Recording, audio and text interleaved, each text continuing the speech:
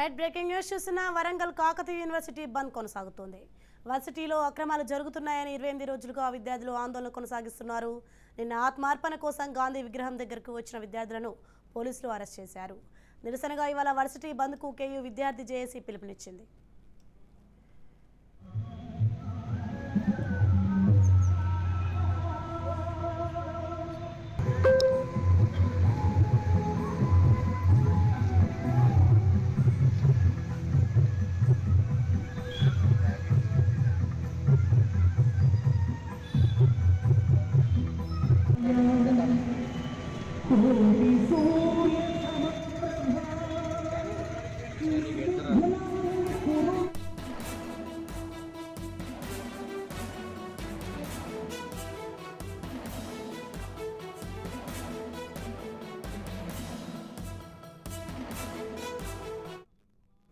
Breaking news చూసిన Warangal Kakatiya university బంద్ కొనసాగుతోంది.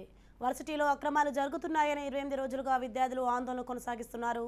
నిన్న ఆత్మార్పణ కోసం గాంధీ విగ్రహం దగ్గరకు వచ్చిన విద్యార్థులను పోలీసులు అరెస్ట్ చేశారు. నిరసనగా ఇవాళ వర్సిటీ బంద్కు కేయూ విద్యార్థి జేఏసీ పిలుపునిచ్చింది. ఇదే విషయంపై మరింత సమాచారం మా ప్రతినిధి సతీష్ అందిస్తారు. సతీష్, చెప్పండి. వరంగల్ కాకతీయ యూనివర్సిటీ బంద్ కొనసాగుతుంది. వర్సిటీలో అక్రమాలు జరుగుతున్నాయని 28 రోజులుగా విద్యార్థులు ఆందోళన కొనసాగిస్తున్నట్లు చూస్తున్నాం. దీనిపైన అప్డేట్స్ ఏంటి?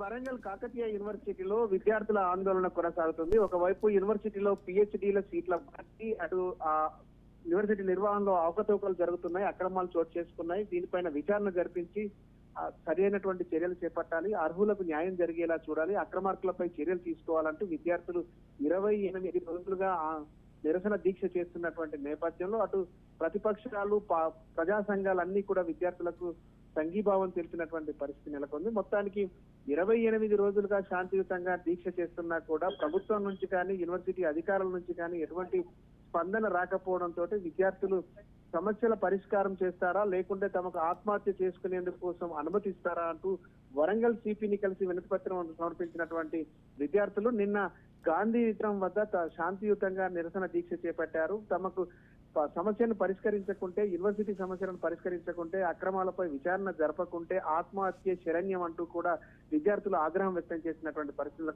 ఈ క్రమంలో దీక్ష చేస్తున్నటువంటి విద్యార్థులను పోలీసులు అరెస్ట్ చేశారు. పోలీసులు అరెస్ట్ చేసిన దానికి నిరసనగా ఈ రోజు యూనివర్సిటీ బంద్ కు విద్యార్థి సంఘాల జేఏసీ పిలుపునిచ్చింది.